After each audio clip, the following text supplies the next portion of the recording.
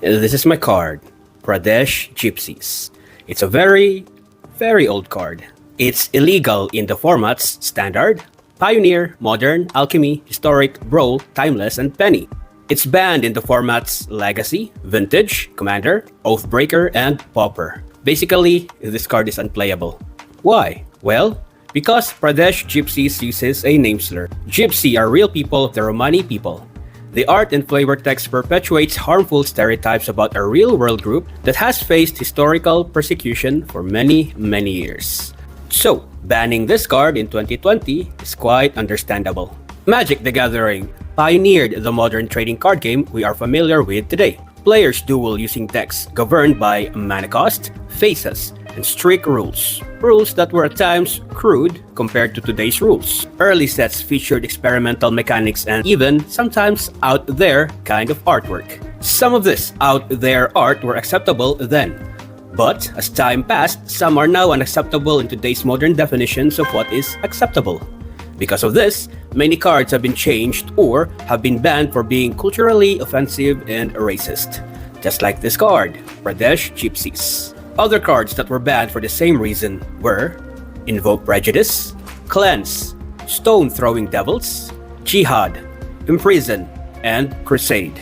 And I guess just by looking at the cards and reading their ability texts, one can understand why these cards are now unacceptable in modern standards. Most of these cards were printed during the early days of MTG. WotC has since apologized for these cards, quoting the blog post by WotC, from which this video took inspiration from. We have removed this card image from our database due to its racist depiction, text, or combination thereof. Racism in any form is unacceptable and has no place in our games nor anywhere else. Most of these banned cards are not really fine in today's standard. And pretty sure some of the people represented or referenced in the banned cards also play MTG. I think Wizard made the right decision here. If we want a safe, respectful, and beautiful MTG communities moving forward, banning cards from during the infancy of MTG, cards that are suggestive of something unacceptable, cards that promote racism and prejudice, banning them is a good start to keep our game alive into the future. MTG has now become too popular that its player base includes almost all people of races and culture. So from a fan, good job, Wizards. As for this card, I'm keeping it. Why? Because I still want to own a part of MTG and WotC history from ancient times.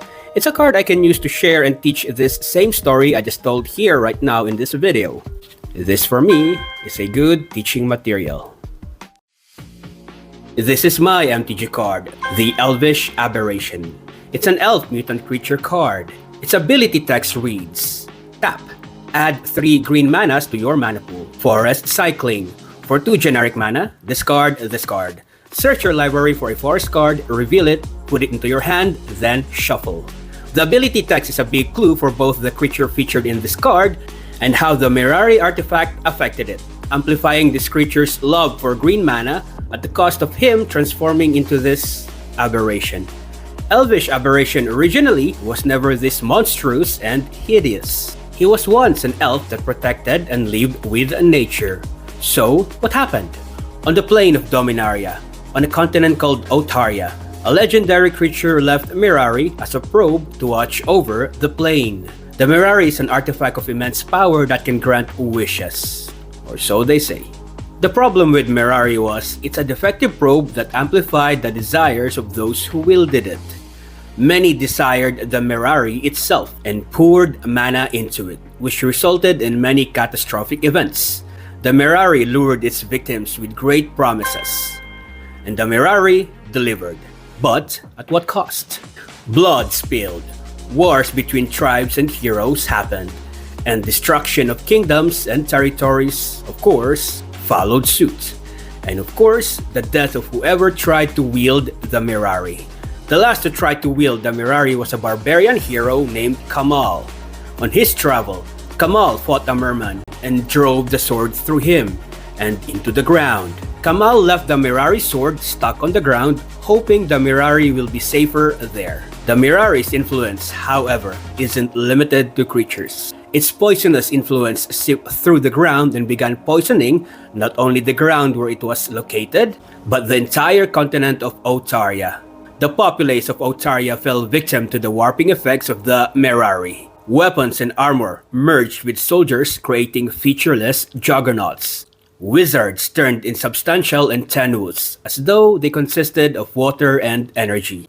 Zombies became more grotesque, and the elves, they became taller, stronger, and wilder. That, they begin to resemble the trees they love and protect. So how does elvish aberration fit in the story I just told you?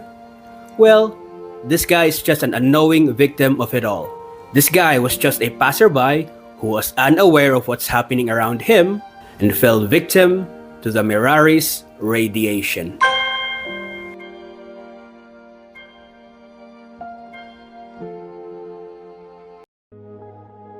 In Middle-earth, it is usually the big, popular, and shiny, or fiery creatures that are far more remembered and celebrated. However, there's this one creature that comes from a legendary lineage of horses, but sometimes it's not appreciated enough because he is not as big as Smaug or as eternal as the Balrog. Let me tell you the lore of my MTG card, Shadowfax, the Lord of Horses. This card is a multicolored card from red and white mana. Its mana cost is 1 red mana, 1 white mana, and 3 generic manas. It's a legendary creature horse type. The art of the card is illustrated by Valera Lutfulina, depicting this beautiful masculine horse with its awesome long mane and as white as the clouds decorating the background of the art card. Shadowfax is the greatest of all the Miaras. Miaras are a legendary breed of noble, intelligent, and powerful horses of Middle-earth. They are noble horse lords of Rohan, and they are descended from ancient lines touched by near mythical status according to the LOTR lore. This guy's relationship with Gandalf is not the typical beast of burden. Gandalf and Shadowfax are willing companions. Shadowfax enables Gandalf to perform his duties swiftly in moving from one kingdom to another. This speed is important in uniting kingdoms, delivering information swiftly, and helps make sure that timely action is done and preparation for the impending doom that Sauron will bring. Shadowfax is unmatched in speed, intelligence, and endurance. Shadowfax can be ridden without a saddle, and yet he still moves like the wind. I am pretty sure you remember this line from the movie or the book. Run, Shadowfax! Show us the meaning of haste. Another great ability of Shadowfax and other legendary Miaras is his ability to understand human speech. As for who can ride them, well, since Shadowfax and the Miaras are from legendary lineage, only the King of Rohan and his sons can ride them. With Gandalf, of course, as the only exception since Shadowfax was gifted to him by King Theoden. And Gandalf treated this gift with such respect and care. This relationship between Gandalf and Shadowfax was so strong that Shadowfax didn't leave Gandalf when the Witch King of Angmar appeared before them. Other horses ran away upon seeing the Witch King. But Shadowfax? He courageously stood with Gandalf. After the War of the Ring, Shadowfax did not fade in memory. It is believed that Shadowfax was granted passage over the sea towards the Undying Lands. The same honor extended to his wizard companion. Shadowfax's lore is about loyalty and service. Shadowfax reminds us that those who carry others courageously through the darkness can also find rest and friendship beyond all of it. This is my MTG card, Lambas. Wait, before you swipe away, trust me, this has a good lore worth your time. It's an artifact food card that costs 2 generic mana to cast. Lambas has the ability to give vitality and to replenish the energy and will of those that consume it, which is reflected in the ability text. When this artifact enters, scry 1, then draw a card. Tap for 2 mana. Sacrifice this artifact, you gain 3 life. When this artifact is put into a graveyard from the battlefield, its owner shuffles it into their library. This Lambas lore is further elaborated by the card's flavor text. They could eat off of it and find new strength even as they ran. The name Lambas means way bread in Elvish. This bread is a bread for travel in that it can give life when one is tired, which will play a big role in the LOTR story as you will see later on. It is said that the bread is a gift from the gods. To simplify, Lambas originates from Yavanna, the Vala, who taught the elves how to prepare Lambas. But I am sure you got to know of Lambas from film Legolas explaining it to the hobbits. It is said that Lambas is made from a special corn or wheat that comes from the Undying Lands. Only select elven women are allowed to make it. Both ingredients and those who prepare lembas hint at what makes lembas so special. The Undying Lands is home to basically holy and blessed things. Elven women, or elves in general, are known for their magic and spirituality.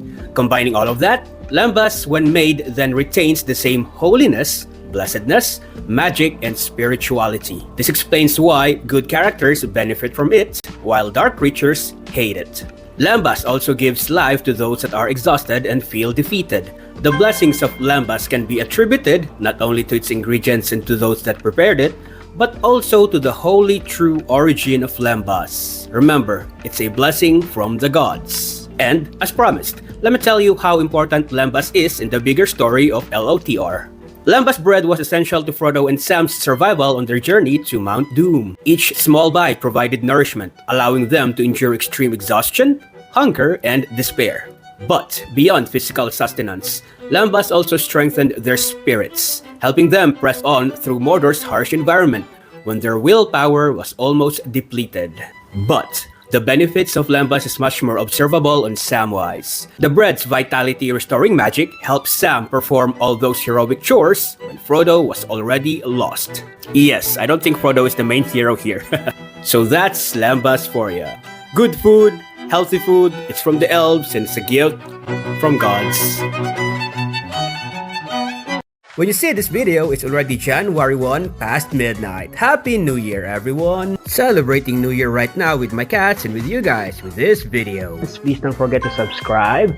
I share Magic the Gathering card lore Monday to Fridays, and every Saturday I open packs. Alright, time to make fun of the cards. Oh look, it's the 5th Ninja Turtle brother. A dragon giving the boot to an army. What you should be wearing when you see your ex. It's Lily. Oh, relax, relax, relax. Bro, I feel some unholy heat right now. Look, it's a pair of boots, but who cares about those boots? Bro, I got Liliana, my second Liliana card. Alright, second pack. The first card would be, bro, it's a clown Don Quixote. It's a dragon doing some dragon things, bullying humans. The youngest brother that you abandoned in the desert. The book you threw because you're trying to be cool in school. Your mom when she discovered you threw away your books. Your dad in his whip when he heard you threw away your book. Your stomach worm. Jason Momoa when his beard was not yet long. Secret tunnel. Oh, wrong card, sorry. This is a little bit risque, I think. Jack Sparrow's compass, finally pointing to the north. It's a New Year party beating up green goblins. Shrek's domain. Your ex-girlfriend who thinks you're useless because you fed her only one cow. Wow, I'm so unlucky with the other packs. I hope this pack is lucky. A flying syringe. Ooh, this card is powerful. I'm not gonna make fun of it. Where your sushi comes from. Littlefinger from Game of Thrones. Tongue action gone wrong. Ooh, I like the art on this card. I wonder how to French kiss this guy. Your dead cat's ghost. Your sister summoning your dead cat's ghost. Place where your sister buried your dead cat. The priest who presided over the burial of your dead cat. A-hole. Dinosaur for a hostage? Are you kidding me? Last pack. Me shouting this pack is so unlucky. Hey yo, it's Machete! A pea-fowl with a foul-smelling pea. Bro, I love me some grilled squid. You with a bad hangover. Is this Jim Carrey? Oh look, it's me getting burned by my own cringe jokes. Oh look, it's me complaining about my own cringe jokes. I despise dinosaurs, period. Basics of Fishing 101. Santa's Domain. All your exes trying to beat you up because they're angry. The final boss of your exes and you trying to fight all your exes. Most of the packs are duds, but I don't mind because I got my second Liliana card. I'm a big fan of Liliana and her story, so this is really the gift for this coming New Year. Happy New Year, everyone. Don't forget to subscribe!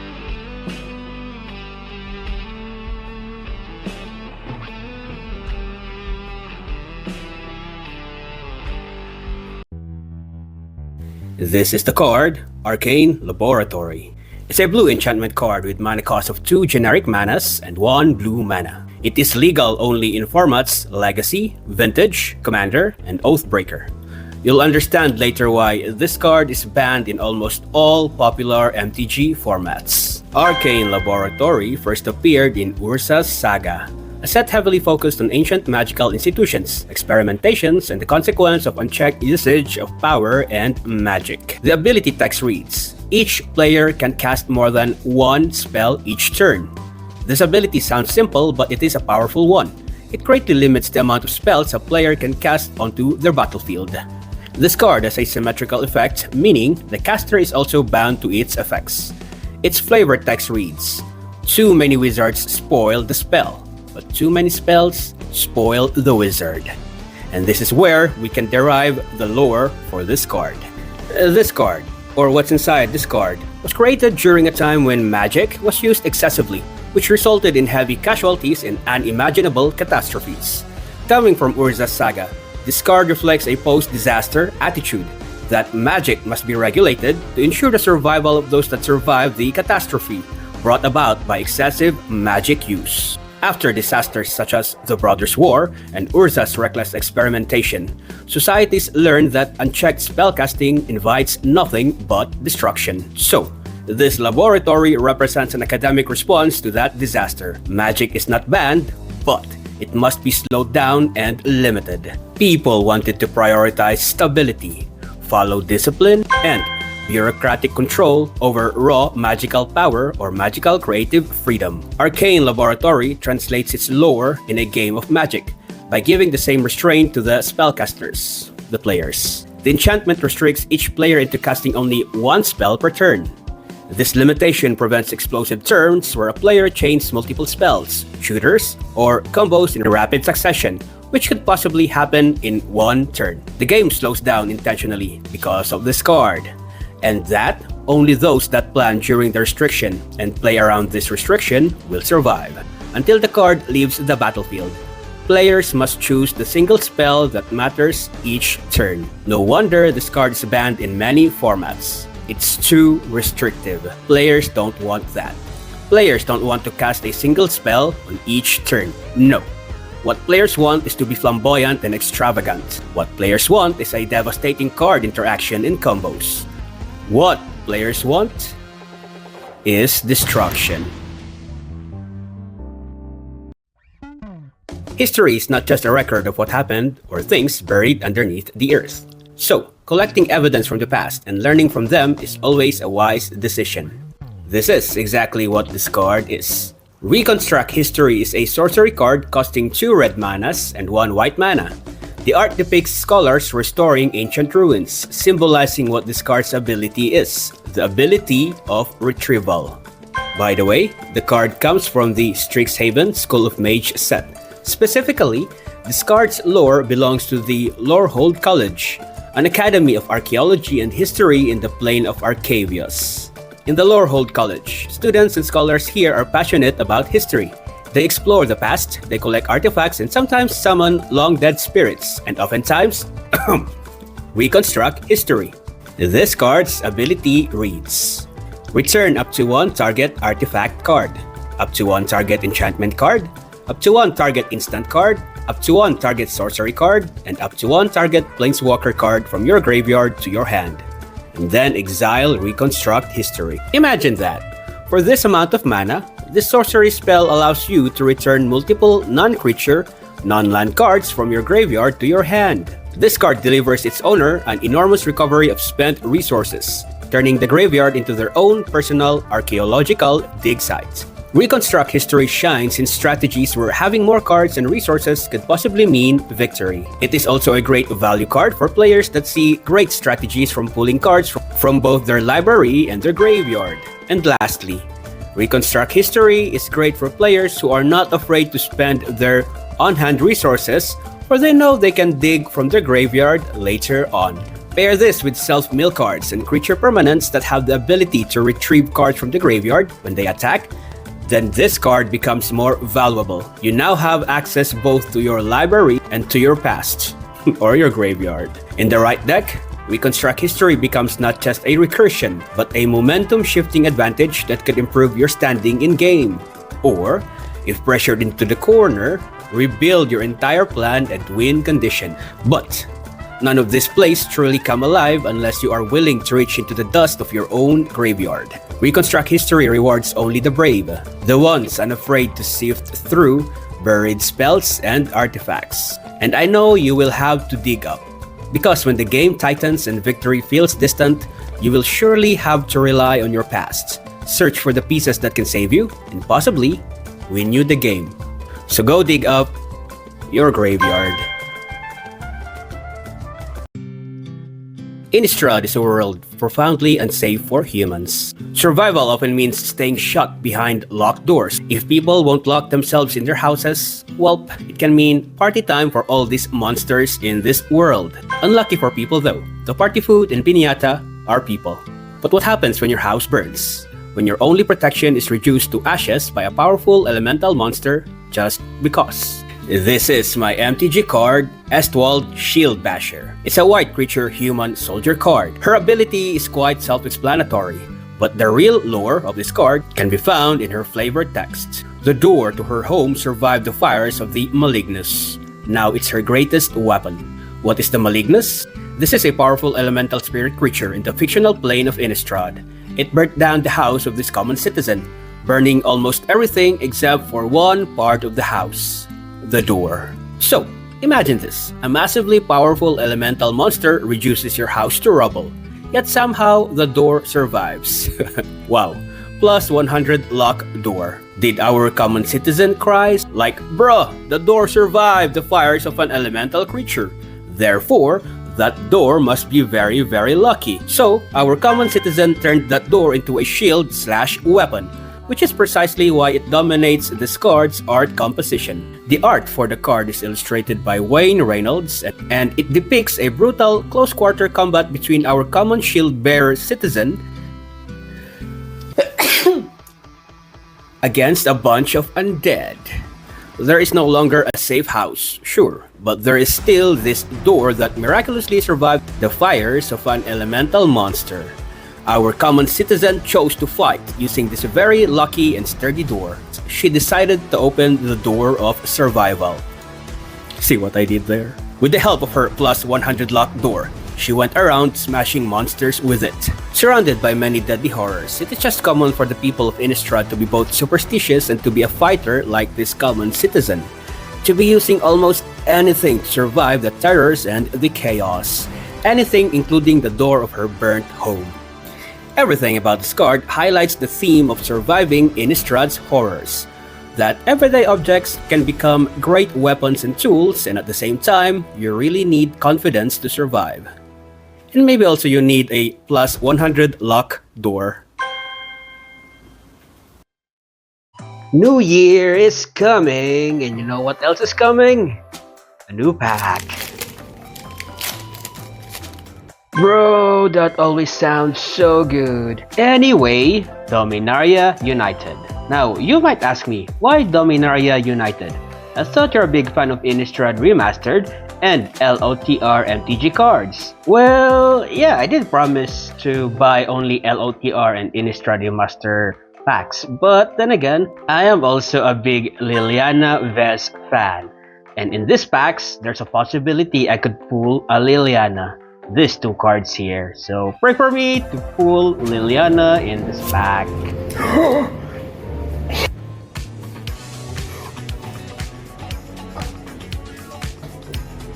What the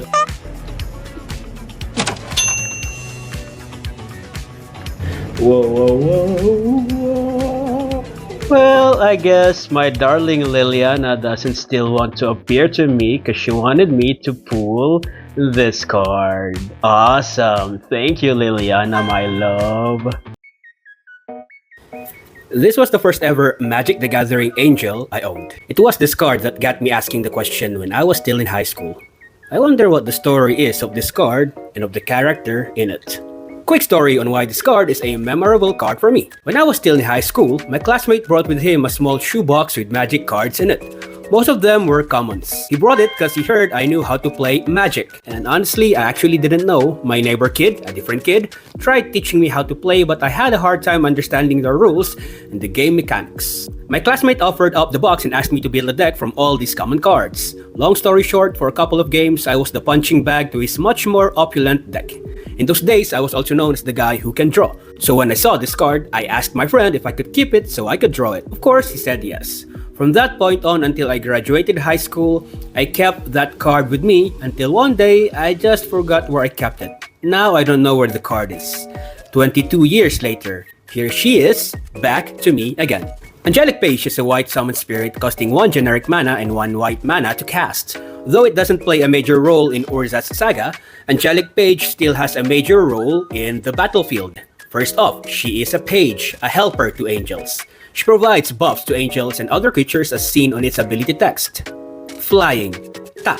Target attacking or blocking creature gets +1/+1 until end of turn. Other planeswalkers might dismiss her as a simple common creature, not worthy of summoning. But to the hundreds of angel creatures out there, this +1/+1 buff is nothing short of a miracle, especially when other angelic summons also gives their own buff to other creatures. Angelic Page's main purpose is to aid in battle, and I think that is good enough reason for her to be summoned. The Angelic Page has been reprinted a couple of times looking like this and this. Though both reprints have their own design purpose, nothing beats the original art print illustrated by Rebecca Guay. The art for this card depicts this seated angelic figure illustrated in the subtle watercolor-influenced style similar to Rebecca Guay's other works. The angel's beauty is amplified by her well-defined wings, her graceful drapery, and by her confident body posture. And of course, the beautiful work on her face and her expression. Oh my goodness. And if this doesn't look like an angel to you, then something is wrong with your eyes. Magic the Gathering has a lot of memorable and iconic angel cards. Though Avacyn is my favorite of all MTG angels, in my opinion, this Angelic Page card also deserves her flowers, even though she's just a summoned spirit. This fact doesn't make Angelic Page a forgettable footnote. Angelic Page is as memorable as all the angels in the vast library of Magic the Gathering.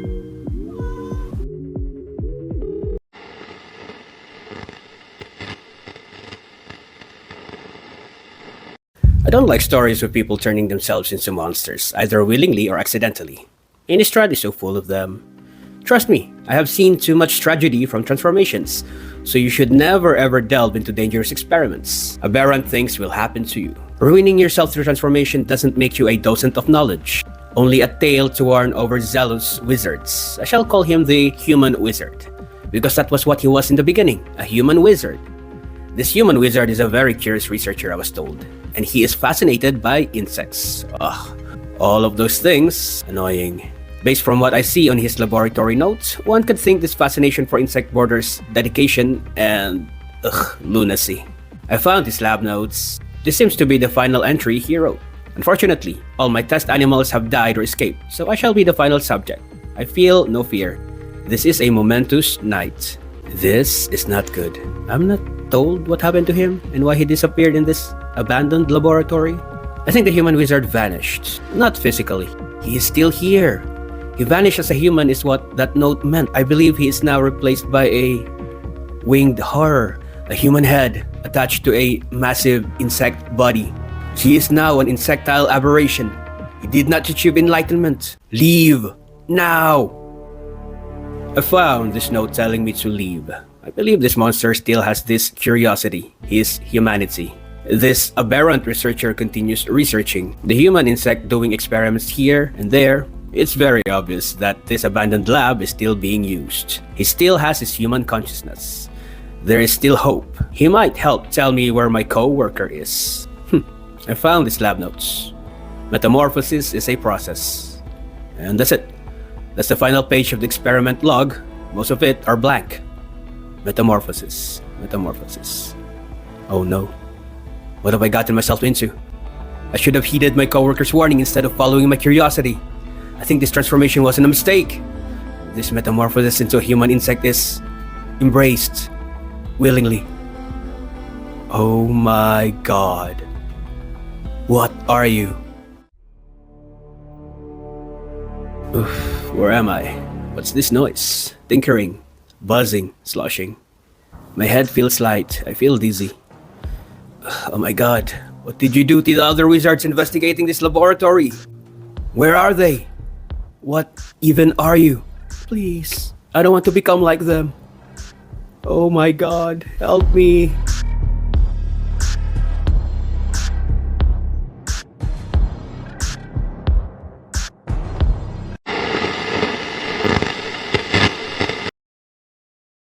This is a two-parter video. Both part 1 and part 2 are uploaded simultaneously. Please check my channel for part 2. Happy viewing! You either die a hero, or live long enough to become what you despised. This is what happened to my MTG card, Odric, Lunarch Marshall. And this is his story. Odric was born a human on the plane of Innistrad. He serves humanity with vigilance, bravery, and faith. He fights for Avacyn and serves the Avacynian Church. Odric despises all monsters, notably the vampires. Odric performed his duties with vigilance, bravery, and faith, to much success. One day, Talia, a close friend and ally to Odric, warned him of the corruption inside their church, that their church actually is involved in a secret demon-worshipping cult. She urged Odric to speak up and to remove these church members that are cultists. Odric thought that questioning the church was blasphemy. Odric's arrogance blinded him of Talia's warning that he actually supported the banishment of his friend and declared Talia a heretic. Time passed, and Talia was proven to be right. Odric felt deceived and broken when the truth about their church came out. Now, Odric's vigilance, bravery, and faith showed cracks. Odric's suffering worsened when the news of the death of their archangel Avacyn was revealed. Odric was slowly and surely breaking down. Now his vigilance, his bravery, and faith are slowly crumbling. Odric exiled himself inside this small chapel. For many days, he spent his time knelt down in front of Avacyn's altar. He spent those days wondering if Talia would ever forgive him and if his faith would ever be recovered. His self-exile was interrupted by the entry of vampires led by their leader, Enrica. They had been looking for Odric from all places, and finally they found Odric. What for? Enrica heard of how valiant Odric is, so she wanted to turn him into a vampire. The Lady Bloodsucker thought Odric is worthy to become a servant to the demon that Enrica worships. Odric might be broken inside, but he still had a strong desire to fight monsters. So, he readied himself to fight. His vigilance, his bravery, and faith were all lost anyway, so he might as well die fighting against this gang of bloodsuckers. He raised his sword, ready to strike. As the vampires were about to pounce on Odric, someone familiar crashed the party. Talia came crashing down from the rooftop. She landed, with her sword pinning a vampire on the floor. Both stared at each other, excitement boiling inside them because once again, they will fight side by side. No words were exchanged. Only the sound from their swinging swords expressed fervor. Odric and Talia were almost successful in fending off the vampires, had it not for Enrica's trickery. Talia was captured by Enrica's lesser vampires and used her as a hostage to force Odric to obey. She threatened to kill Talia if Odric will not submit. Enrica raised the sword in her hand, and just as she was about to land a deadly blow to Talia, Odric jumped in between them. Odric received the deadly blow and accepted the full force of the attack across his chest. Blood spurted and spilled out of him like a fountain. The damage Odric received was highly fatal. Coughing and spitting, Odric stared into Talia's eyes as the last bit of life within him drained away. Talia cried, begging him not to die. The loss of so much blood made Odric weaker. Enrica saw this opportunity and flew to him to give her a vampire's kiss. Odric couldn't resist. Odric was finally beaten, finally to be transformed into a vampire. The vampires and Enrica reveled at this victory, but it was a brief victory. Suddenly, the lesser vampires that Odric and Talia fought burst inside out. Whatever magic Odric used, finally it's working against them. Enrica also sensed holy water in Odric's blood, which made her condemn the blood she sucked from him. Odric is known as a master tactician after all, and his tactics worked. Enrica was appalled by this turn of events. She directed her attention to Talia, deciding to kill her and end this skirmish once and for all. But then, a deafening scream resounded inside the chapel. Standing anew was this enraged man, eyes glowing crimson red, fangs flashing, and the sword of Avacyn shining brighter than ever. He charged towards Enrica, wanting to land a finishing blow. This frightened the Lady Bloodsucker. She turned into mist and escaped hurriedly, away from this man's anger. Odric stood silent, trying to understand what had happened to him. Talia, unsure of what happened to her ally, asked if it was still Odric inside this new body. Odric gazed at his sword. It was shining so bright as if saying Angel Avacyn was still blessing him, despite his long fangs and glowing crimson eyes. Odric saw his reflection on the sword and saw not a monster, but a man. A man in peace, and a man whose faith is renewed. Odric turned to Talia and gave her the assurance that it was still him inside this new vampiric body. You either die a hero, or live long enough to become what you despise. It's Saturday and it's pack opening day. Welcome to my channel. I'm Moshi Danny and I make Magic the Gathering Card Lore videos. I post these videos Monday to Fridays and then on Saturdays I open packs just like today. For Saturday's pack, I'm opening a pack of Innistrad Remastered. I'm still on the hunt for Angel Gisela. Oh my god, this young girl has been... Wait, Angels and Magic the Gathering live thousands of years. This old hag still doesn't want to show herself. Bro, your angel sisters in my collection are waiting for you. Where are you? Oh, I made a video for this Scorn Villager. Go watch this video. It's her lore.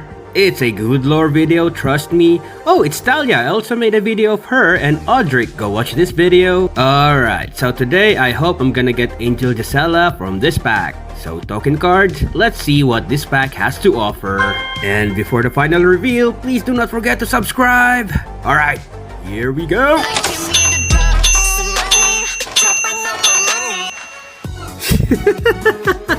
This is the first time I got Crater Hoof Behemoth. The other rares are somewhat meh in terms of price, but are good I think inside a deck. But yeah, I don't care anymore. I got Crater Hoof Behemoth. I didn't get Angel Gisela today, but this is enough. Alright guys, please don't forget to subscribe.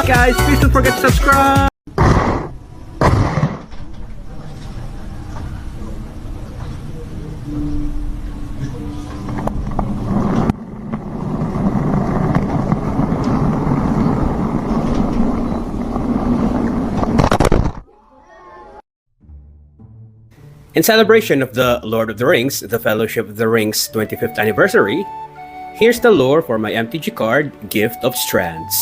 One memorable moment in the Lord of the Rings was when Galadriel gifted Gimli 3 strands of her hair. At first, it seems like a simple gift, even a strange act because the elves and dwarves are known to dislike each other. In truth, the hair of Galadriel and easily gifting it to Gimli carries thousands of years of elven history. Galadriel's hair was no ordinary beauty. It was said to shine with gold touched by silver. And the High Elves, they believe that the hair of Galadriel, it has the light of the 2 trees of Valinor. And many said the hair inspired one of the greatest elves to trap such holy light inside precious jewels. That elf is Feanor. Feanor, a great elf and creator of the Silmarils, saw Galadriel's hair and begged her 3 times for a single strand. And 3 times, Galadriel refused. Why? Because Galadriel could see into hearts, and she saw in Feanor a fire of pride, greed, and possessiveness. Her refusal was not out of cruelty, it was caution. From that same desire to capture the light, Feanor created the Silmarils. The Silmarils are sacred jewels containing the light of Valinor's 2 trees, and from the Silmarils came millennia of war, exile, and suffering for all the elves. Millennia after, Gimli of the Fellowship of the Ring was asked by Galadriel which gift he would like before leaving Lothlorien, and Gimli responded, "There is nothing, unless it might be, unless it is permitted to ask, nay, to name a single strand of your hair, which surpasses the gold of the earth as the stars surpass the gems of the mine. I do not ask for such gift, but you commanded me to name my desire." Galadriel's response, "None have ever made to me a request so bold and yet so courteous." So, Galadriel gave Gimli 3 strands of her hair, which surprised all the elves. Smiling Legolas. Gimli promised to set them in a crystal as a pledge of goodwill between the mountain and the wood until the end of days. The dwarf asked not for wealth nor power, only 1 strand of her hair.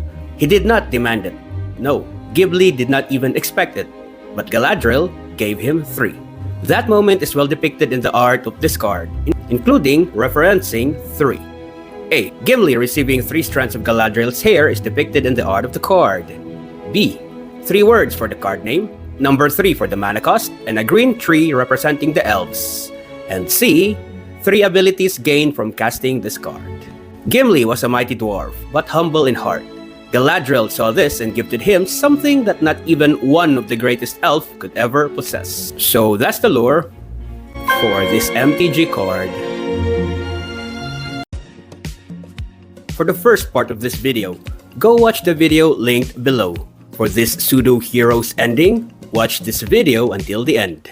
The Gorgon wanted his eyes, but the man just wanted to die in peace.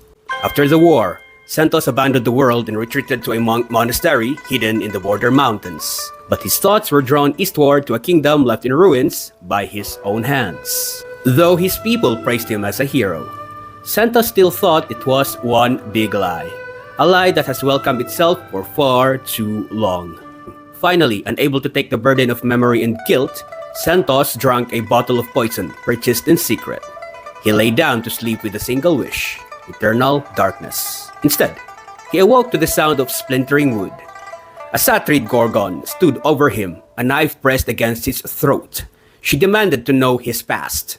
Sentos repeated the lie he had told 1,000 times, that he spared a king's life out of mercy. But the lie satisfied the Gorgon, so she revealed her purpose. She needed the eyes of a righteous man, and she had come to claim the eyes of Sentos. But Sentos himself was not righteous. Sentos was not a coward, however, so he resisted the Gorgon. He did not want to become victimized by this monster, so with a shard of glass, he stabbed the Gorgon on her side. No blood spilled. Instead, wreathing venomous vipers poured from the wound. They all bit into Sentos. Venom flooded his veins, but he seems to not die from it. The Gorgon was surprised, so she stabbed Sentos. Yet, once again, Sentos survives. The Gorgon's blade struck again and again and again, but still, Sentos does not die. Not from poison, not from the venom, not from the stabbing steel. Confused, the Gorgon noticed the ring on Sentos's finger, the ring of Satyrid. It was the same ring that had granted the Elder Sun King his unnatural life. She knew of this ring because the Gorgon herself is a Satyrid. With a swift cut, she severed the ring from Sentos, thus removing the immunity from Sentos. At last, mortality returned. The poison began to work. Sentos finally feels death knocking on his door. He finally can rest and leave the regret and guilt that was haunting him for many years. But of course, he will not die like a coward against this Satyrid Gorgon. Knowing death is at hand, Sentos courageously turned his head and met the Gorgon's gaze. He did not want to die without honor, nor did he want to give the Gorgon his eyes. In that final moment, Sentos's eyes hardened into stone. Sentos wanted to end his life in his own terms. He was about to die a righteous man. The Gorgon was denied of the eyes of a righteous man. And so passes Sentos, a war priest of Thune. The Ulven Vault is not merely a forest. It is a boundary, a trial, and a warning that if you choose to traverse this particular forest with no protection, with no company, then expect things to go wrong. Ulven Vault comes from the word Ulv, meaning wolf, and Vault, meaning forest. If that doesn't trigger your fight or flight response, then maybe you go see your psychiatrist to have you evaluated. Because the name makes even the toughest people of Innistrad despise their parents for bringing them into this world, and suffer the Ulven Vault. The Ulven Vault sprawls along the edge of Kessig province, so unnaturally dense that it severs Kessig from the rest of the plain. Dark, twisting trunks of dense forest press close together, choking the paths with dense, hanging mist. You know what else is dense? The lot of these wannabe main characters trying to cross the forest despite the many warnings. What a dum-dum. By day, the leaves glow in muted reds, golds, and dying greens. But by night, those colors drain away, replaced by the cold steel shine of the moonlight, broken only by glowing eyes and drifting ghostly mist watching you from afar, or maybe up close. To traverse the Ulven Vault is to gamble with your life, and you know what they say, the casino always wins. The woods are the domain of the Vilden Howl Pack, where werewolves hunt under Silver Moon. primordial spirits also linger in the fog. Remnants of the old Innistrad, angrier and much more magical. And of course, you have the elementals. Bro, you don't ever want to meet these elementals. No amount of reasoning will ever stop them from turning you into minced meat. This suspense is well captured by the art of the card. The art of the card implies the travelers are so insignificant in comparison to the forest that is so large and ravenous. This perfectly reflects the delirium ability of this card, that since all these monstrosities are everywhere, your desperation kicks in. You keep searching for a basic land, a known path, a creature as a company to keep you safe and to make you feel good about yourself while you are in the Ulvenwald. That's the Ulvenwald for ya. Mechanically, Traverse the Ulvenwald is a shooter. Lore-wise, it is a piece of knowledge. Knowledge about what? About what lies within the forest that few survivors shared with us. And the key takeaway from all of this? If you survived the Ulvenwald, it's not because you were brave, smart, or prepared. You survived the forest because the Ulvenwald looked at you, rolled its many invisible glowing eyes, and said, "Fine, you can leave, but you're gonna have to bring with you emotional damage." This is my MTG card, Flesh Taker. It's a dual-colored card of white and black. It costs 1 white mana and 1 black mana to cast. It's a creature card of human assassin subtype. This guy is from the plane of Innistrad, and its power and toughness are 2 and 2 respectively. Its ability text reads, whenever you sacrifice another creature, you gain 1 life and scry 1. For 1 mana, sacrifice another creature. This creature gets +2/+2 until end of turn. The art of the card is illustrated by Kev Walker, which depicts this 80s horror-inspired slasher-type character, ever so slightly looking down at the viewer, and standing in what seems to be a deep part of a cornfield.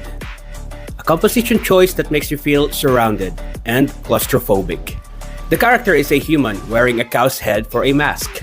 This slasher is wearing what looks like a butcher's apron, with small knives nicely tucked on the apron's front pocket.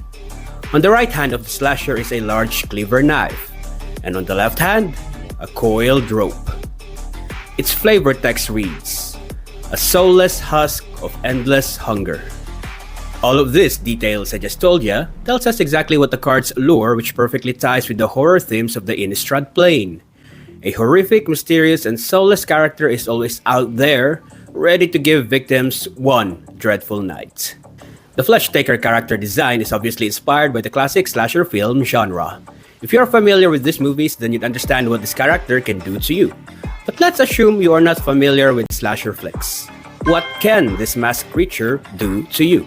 For this, I have to speak in tongues because I am not sure that YouTube permits a direct description of horrific acts this guy does to its victims. So here I go. Let's go back to its ability text for the lore. This character gains things from the death of creatures. Simply, it means that this guy, every time it is given creatures to hit and down, he gains strength and endurance. What this means in the battlefield is he gains power and toughness every time a victim is presented to him to down, rather every time a creature is sacrificed to him. How so? Well, to tell it simply, it gains strength and endurance the same way we gain from when we eat food. Do you get it now? But this is not the most horrific part of the lore. Do not forget this part of the ability text because this killer is not alone in committing these horrible acts. Flesh Taker has an accomplice that also gains life from sacrificed creatures, an accomplice that helps search, rather, scry, for the next victims of the Flesh Taker.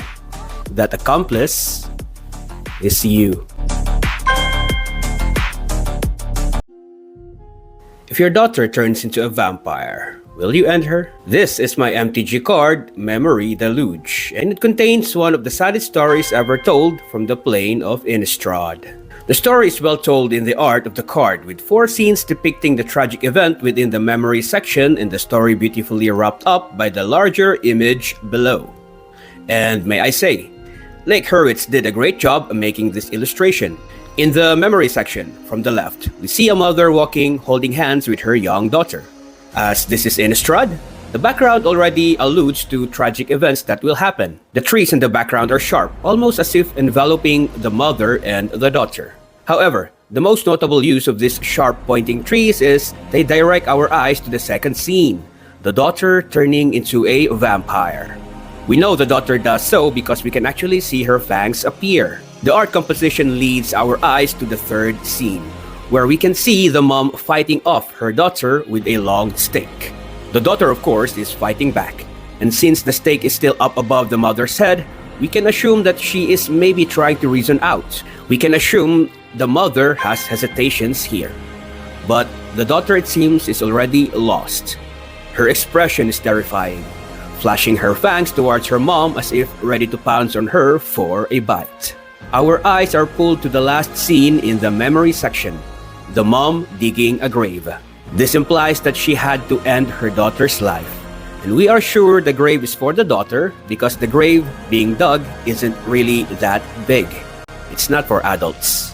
The tragic part of the story can be seen below. We can see all the scenes melting into the eyes of the mother, a flood of tears that the mom is catching with both of her hands. But notice the scene where her tears come from. It's not when she was walking with the daughter, not when the daughter became a vampire, not when she was burying the daughter. Tears are coming from the time when she had to make the hard decision of ending her daughter's life. The lore is also applied in the battlefield through the card's ability. You look at the top X cards of your library, where X is the amount of mana spent to cast this instant card. Basically, you are allowed to enjoy for a moment cards you saw from your library, just like the short moment of happiness between the mom and the daughter. You choose which cards to keep, a decision to survive, and choose which cards to bury under your library, a decision to let go of the daughter. So that's the sad lore for this card. If you enjoyed this lore video, please don't forget to subscribe. Your support really inspires me to make videos like this one. I'm Moshi Moshi Danny, and thank you for listening. This is my MTG card, Diabolic Tutor. Its ability is quite simple, but it mirrors what all tutor cards do. Search your library for a card, put that library into your hand, then shuffle. Basically, MTG tutor cards allow players to search their library deck for a specific card and put it into a more accessible zone. Tutor cards let you bypass the randomness of your deck and leads you straight to the card you need. This unfair power can be blamed on the demonic tutor, the original tutor card. Parents complained because of the demonic symbolism here, and players complained because they didn't pull their demonic tutor first, costing them the game. For the past decades, WotC has been printing fair and balanced tutors as a subtle way of saying, oh, sorry for helping you cheat in a game we designed. Here you go, a much fairer and balanced tutor card. Alright, so what are some of these tutor cards we got from them? We got Vampiric Tutor. Ah, sweet. It only costs 1 black mana to find a card, but this time you have to take 2 damage for it. That sounds fair. Wait a minute. This card's still broken. Like, 2 lost life is nothing anymore. You can easily get back 2 life or more with lifelink or life gain cards. Maybe other tutor cards are well balanced. What about this Enlightened Tutor that lets you fetch artifacts or enchantments? It sounds harmless, I think. Wait a minute. What if my opponent searches for Smothering Tithe and Necropotence? Or maybe Innkeeper's Talent? Or maybe even a Soul Ring? This tutor card is also busted. Maybe I'm just overacting here. Maybe Idyllic Tutor is balanced. Let me see. It costs 2 generic manas and 1 white mana to cast. Okay, seems fair. It allows you to get an enchantment card. Okay, still fair. And put it where? I don't want my opponent putting a strong enchantment card from his deck to his hand straight. Is there a well-designed and well-balanced tutor card out there? Maybe there is in the green card mana group. Ah, Worldly Tutor. What do you have to offer me? For 1 green mana, search for a creature card and put it on top of the library after shuffling. Finally, a balanced tutor card that doesn't automatically make someone win in the succeeding turns. You know there are other cards printed that once drawn, or activated, or worked with combo, they can win the game, right? Oh, fuck. Tutor cards are broken in their way. They are staple magic cards you need to have a good chance of winning a game. Sure, you can pilot a deck without a tutor card and can win, but in a much serious game where the stakes are high, having no tutor is like letting people dictate how you should live your life or when you can poop. I think tutor cards don't just help you find cards. They can offer victory, consistency, and the quiet, crushing realization that the game was already decided 3 turns ago when you saw your opponent tutor a card and his battlefield has been prepared for an infinite combo ready to decimate your entire battlefield. That's tutor cards for ya. My favorite coffee shop still hasn't taken down the Christmas decorations. That's cool. You know what else is cool? Opening up Mystery Booster packs! Let's go! Mystery Booster 2 today because the local LGS in my area ran out of Innistrad Remastered Collector Boosters and they still don't have Lorwyn Eclipse Collector Booster packs. They do have Universes Beyond, but I'm not really a big fan of those. So the best option to get today is Mystery Booster 2. They're fire. You know what else is fire? Jujutsu Kaisen! Guys, you should watch Jujutsu Kaisen Season 3! Or if you haven't heard of Jujutsu Kaisen, I implore you, go watch it. Bruh, you're missing out. JJK has some of the best animation, best story, and I guess you can say best character designs out there. Anyway, enough talking about anime. Let's make fun of these cards. It's a furry in a magical world. This is what you do when there's no toilet in the forest. More like Scion of Gatorade. You playing Twister with your tall girlfriend. It's Batman riding a bat, holding a bat. It's you escaping a prison called school. Your stomach when you had too much of that curry. How we should all be living according to the fantasy of all environmental activists. My cat when he realized his reflection is not real. Coffin Queen, having 4 hands for the seed time queen. Your relatives at the back when they see you win the lottery. Right, I haven't hit the jackpot of the MTG lottery, but all of these cards are quite beautiful, especially the Rebecca Gay card. If you enjoyed this video, don't forget to subscribe. I upload Magic the Gathering card lores Monday to Fridays and open packs every Saturdays. Bruh. For centuries, culture shaped identities, forged values, and taught people what or who to be loyal to. Yet, survival sometimes demands defiance, the strength to break tradition and personal prejudice so we can survive bigger threats. These are my cards: Radha, Coalition Warlord, and Garna, Bloodfeast of Keld.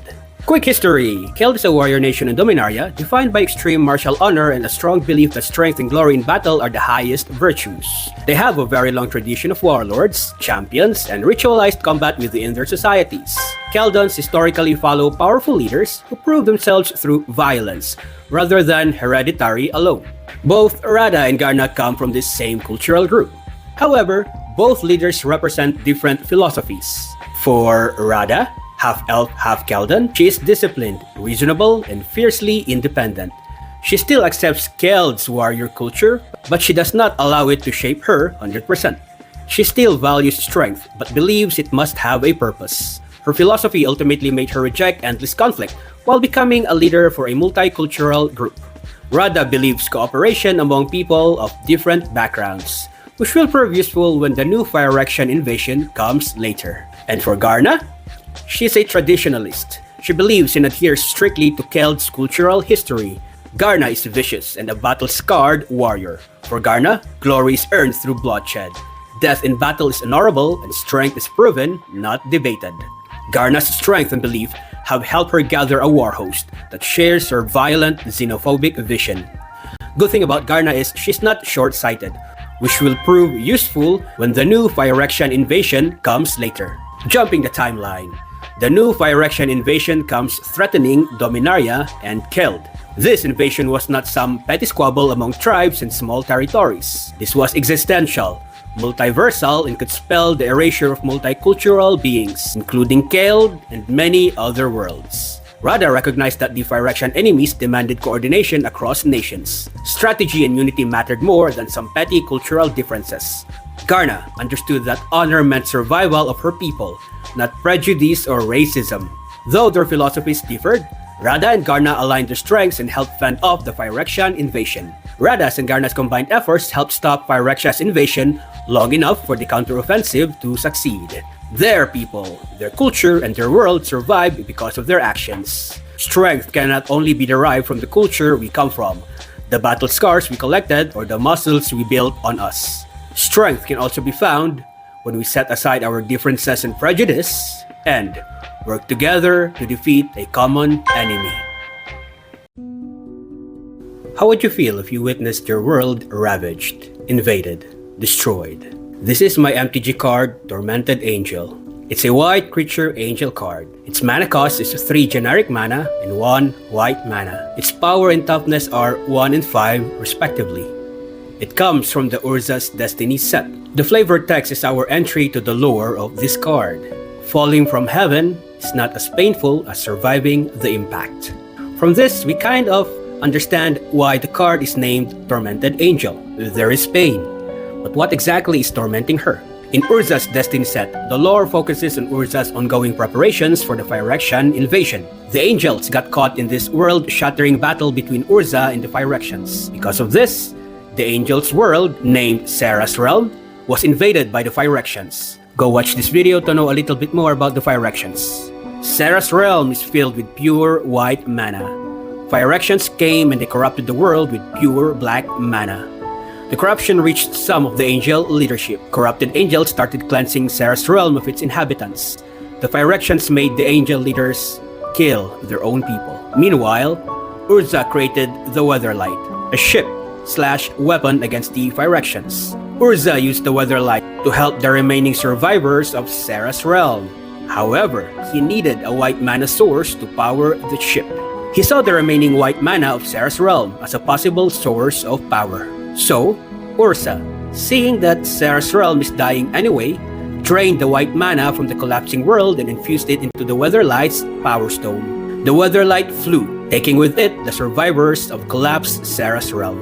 It's this surviving angels that I believe this card represents. The Tormented Angel card, illustrated by Greg and Tim Hildebrandt, shows an angel in a moment of anguish and despair, an exact opposite of the usual powerful and confident angel illustrations in MTG.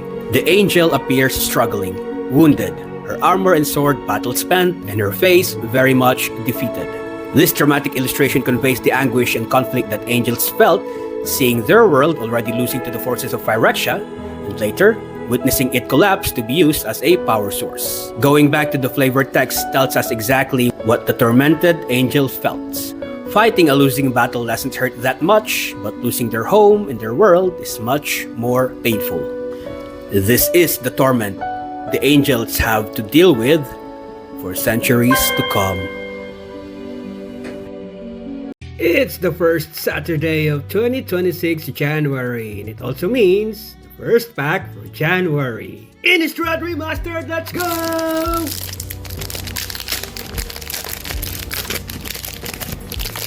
Oh, that always sounds good. Anyway, yes, a pack of Innistrad Remastered. I'm still hunting for Angel Gisela. She's the only angel left that I still don't own from the Angel Sisters. Please, Angel Gisela, don't ghost me, please. My anaconda don't. My anaconda don't. Oh look, people wearing masks pretending to be somebody else just like modern society today. Your pet dog role-playing as Zeus, the god of thunder. A dilapidated mansion whose market value became so low, a white ghost lady decided it's now her abode. You crashing your toilet's door cause you really have to go. And the clue token. Now we can check the valuable card in this pack. A family of ghosts having their yearly family reunion. Sorry, I cannot make a noise here, but yes! Another movie poster, let's go! Bruh, you're not Gisela. Shoo, go away, I wanna see Gisela. No Gisela. But yeah, sure, at least I got this movie poster. Hermit Druid. Let's go! This is my card, Tri-Sky Decaphobia. It's a black enchantment card originally printed in the Shadows over Innistrad set. Its art depicts a man running away from an empty cabin that looks like a horror house. And that's it. That's the lore for this card. If you enjoyed this MTG Card Lore video, don't forget to I'm kidding. Okay. What I really want to share about this card is a cool Easter egg about referencing of the number 13 on this card, and how many times number 13 is referenced via the art and the text of this card. Tri-Sky Decaphobia is the intense irrational fear of number 13. For the guy depicted on this card running away from the cabin house of 13, the phobia is real. Now, going back to this card. The card was designed to make number 13 appear 13 times. Here, let me show you. Before we do, we have to set simple ground rules. First, we will only use the original printing of this card, the card from the Shadows over Innistrad. Second, we will only look for 13 within the card art and card ability within the Innistrad realm. We will not look for 13 in the credit and collector number sections because doing that breaks the fourth wall. I think the card designer intended for this Easter egg only within the fictional realm of Innistrad. And third, finally, we will only consider 13 as 1-3 and not as 3-1 because 1 and 3 are not the same as 3 and 1. Okay, so where are the 13 references of number 13 on this card, Tri-Sky Decaphobia? There are 13 utensils hanging on the upper left corner of the room. The barrel on the bottom left has 13 studs on the metal bars. The kiln arc has 13 stones set.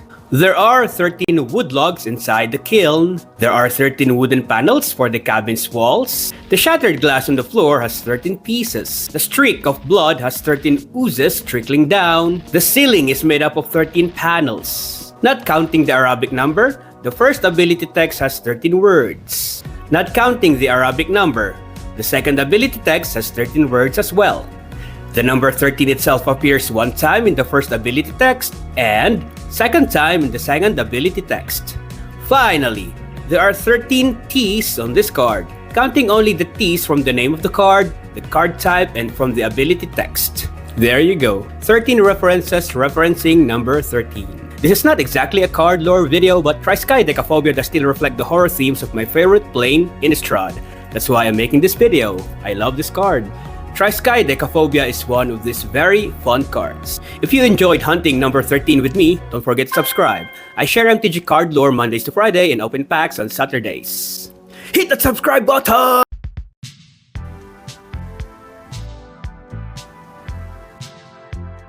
Okay. I'll make your video. Man, this guy's very pushy.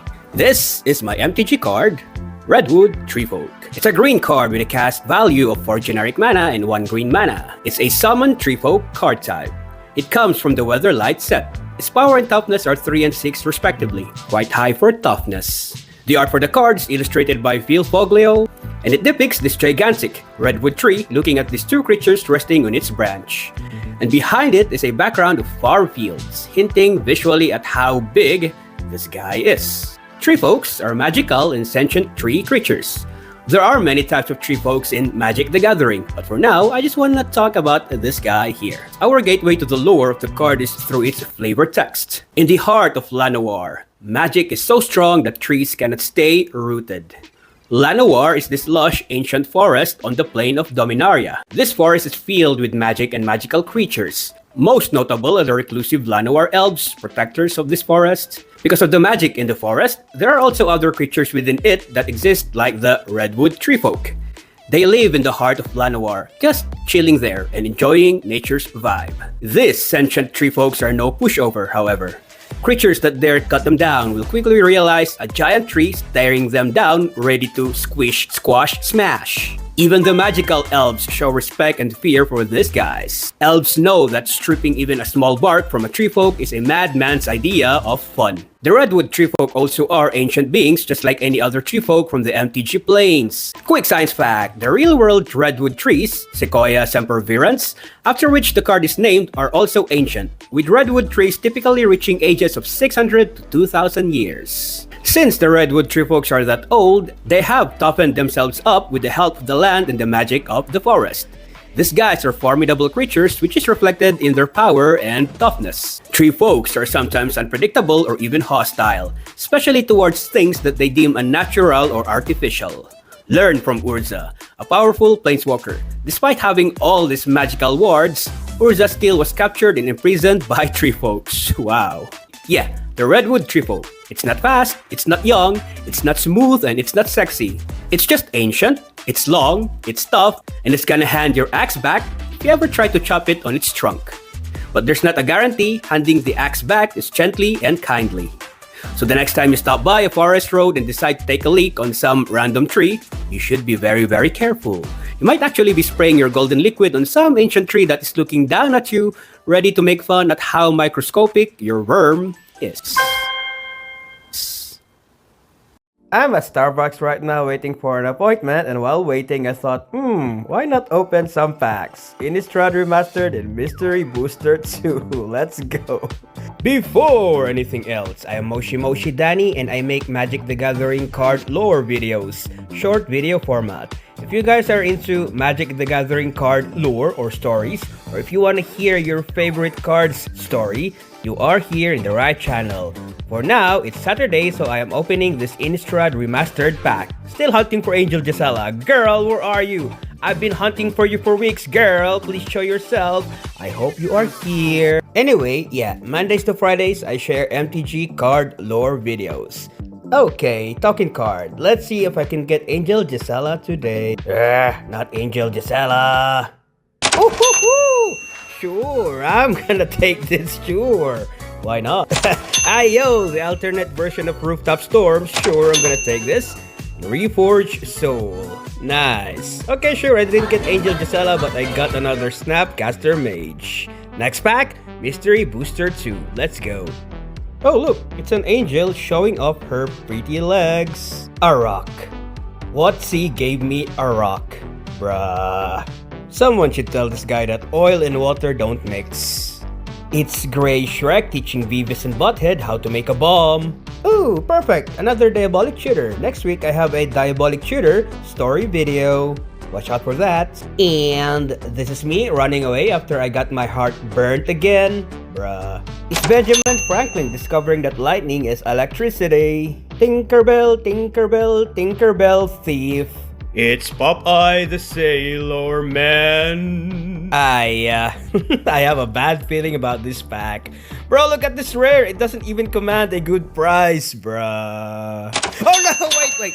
I spoke too soon. Cabal Coffers, let's go. And Urza's Ball, sure. I would slap my face with Urza's Ball. I don't care, cause I got Cabal Coffers. Woohoo, this is price card.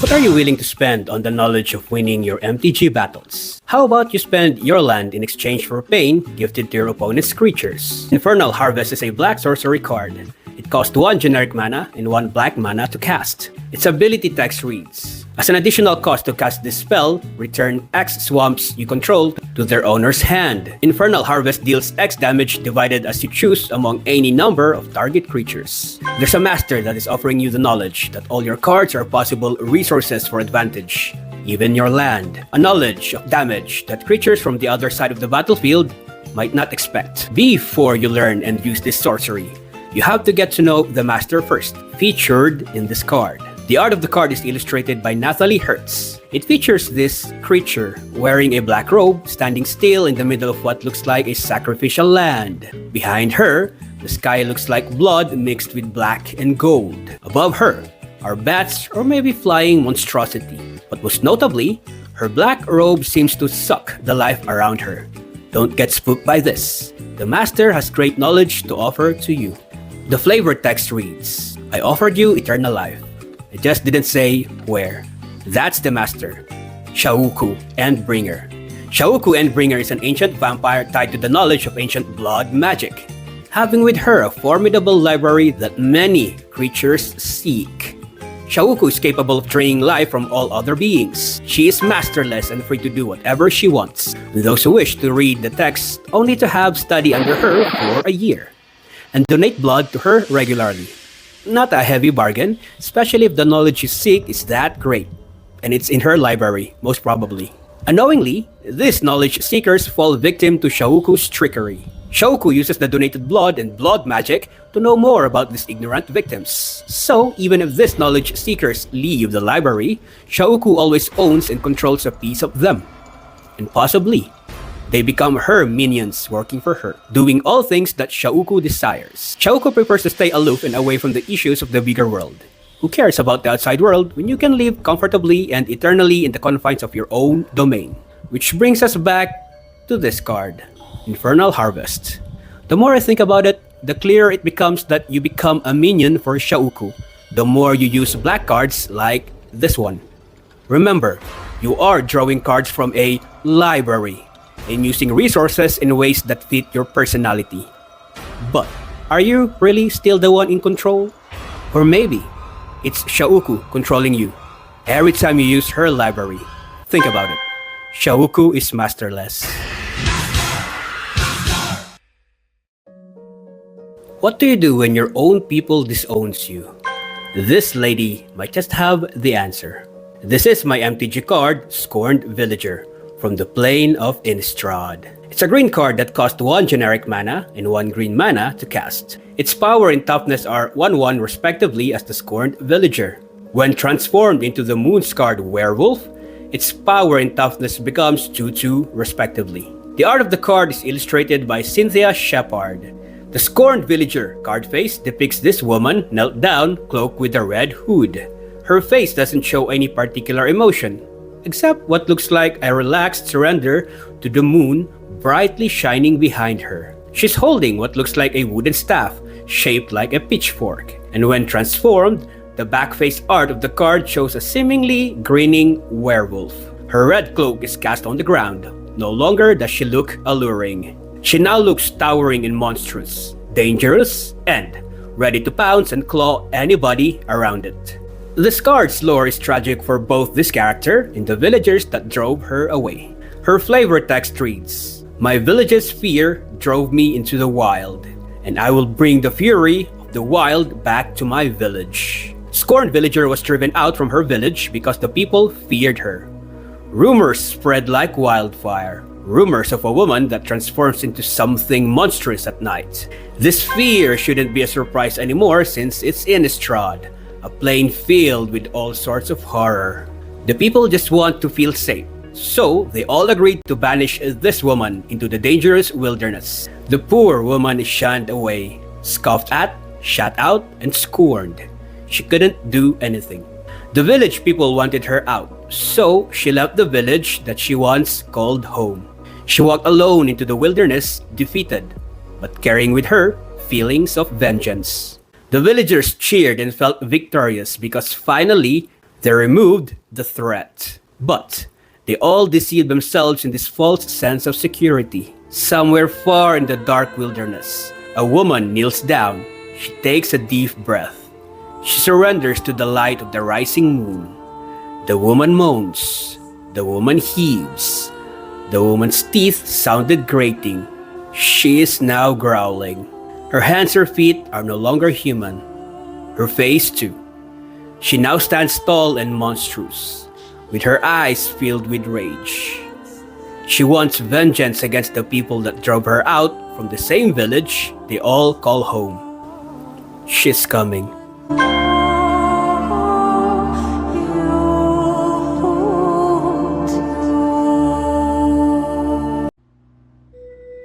What will you do if the saviors you prayed to and relied on for many years starts exterminating you and the others one by one? This is my MTG card, Angelic Purge. It's a white sorcery card. It costs 2 generic mana and 1 white mana to cast. Its ability text reads, as an additional cost to cast this spell, sacrifice a permanent, exile target artifact, creature, or enchantment. A clue to the lore for this card. Its flavor text also adds more clue to the lore. We must save you from yourselves. Both the ability and flavor text tells us that this angel, rather, all the angels are now going to the extremes to save humanity. By extremes, I meant even if it means sacrificing humanity itself in the process, thus saving themselves from themselves. The art of the card is illustrated by Zhao Chen, and it depicts this angel pointing her sword down to us, humans, who once looked up to her and prayed for her guidance and protection. But notice that her wings are tainted red, so do her armor and garment. And, most importantly, notice the drips of blood on her face, on her hand, and on her sword. All this suggests that this angel has been flying around, sacrificing other creatures. Us. Finally, notice her face, her eyes glowing gold, and her smile unforgiving. There's no mercy and there's no surviving from this angel's purge. I made this video explaining the reason for the creation of Angel Avacyn. Go watch this video. But to cut a long story short, on Innistrad, the angels under Avacyn were tasked to protect humanity. When Avacyn's madness spread, her host no longer fought monsters alone. They judged and sacrificed everything deemed unclean, including us. Why did the angels do this? because angels concluded that humanity itself was flawed. It is such a horror to see the angels themselves becoming much more terrifying compared to the same monsters they once fought to protect the peoples of Innistrad from. Remember this ability text? Yeah.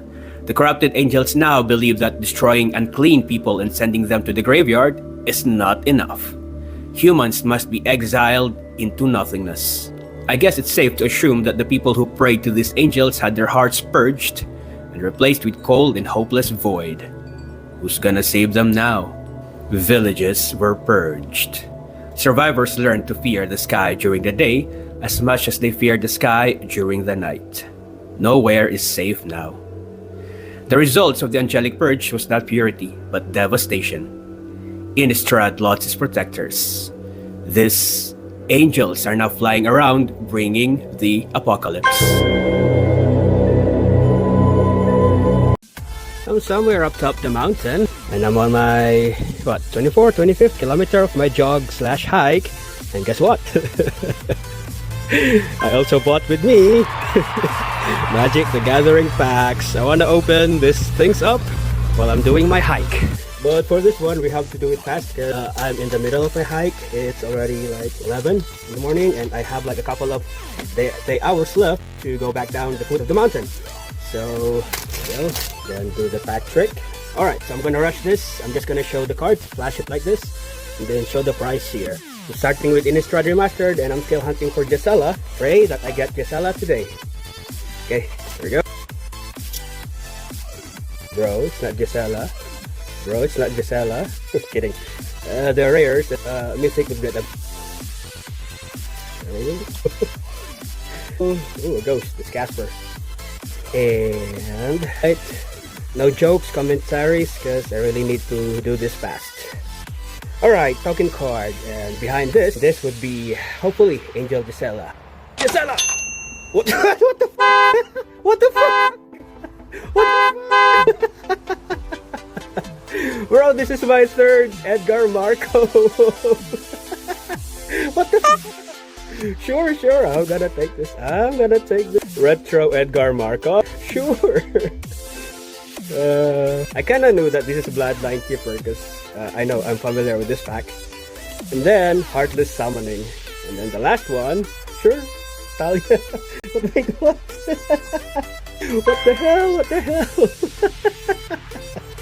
Mystery Booster. Now for this one, there's no pack trick because I believe the pack came straight from the US. So here we...